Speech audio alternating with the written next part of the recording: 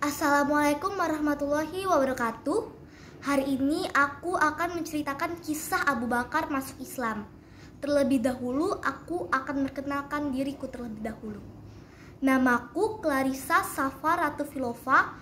Aku dari kelas 7C. Yuk teman-teman semua, dengarkan ceritaku. Pada zaman dahulu, orang tua Abu Bakar yang bernama Abu Quhafah ayahnya dan ibunya sama, mereka berdua menyembah patung berhala. Oleh karena itu, mereka berdua mengajarkan agama mereka kepada Abu Bakar.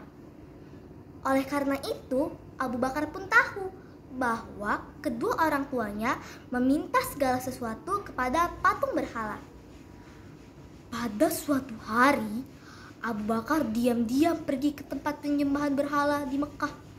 Ketika sampai, ia mendekati patung tersebut dan berkata, "Wahai berhala, berilah aku makanan, minuman, dan pakaian." Abu Bakar berharap patung tersebut dapat memberikan makanan, minuman, pakaian, atau setidaknya jawaban. Namun, patung itu hanya diam. Lalu, Abu Bakar mengambil batu besar dan berkata, "Wahai berhala, jika engkau memang benar Tuhan, tangkislah batu ini." Lalu dilemparkannyalah batu itu hingga mengenai wajah patung tersebut. Pada suatu hari, Abu Quhafah dan Abu Bakar pergi ke tempat penyembahan berhala. Ketika sampai, Abu Quhafah meminta kepada Abu Bakar untuk menyembah patung tersebut.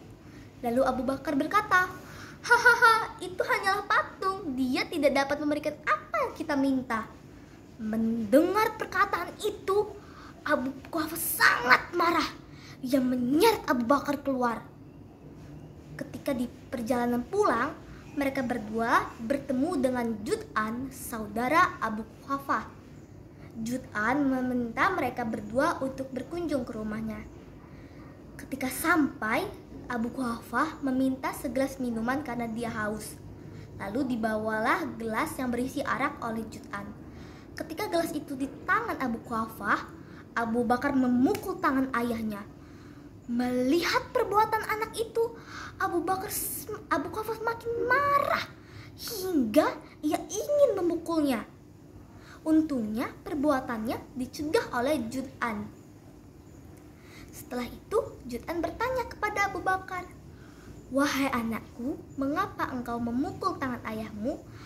Aku tidak ingin ayahku seperti orang gila yang menari di tengah jalan."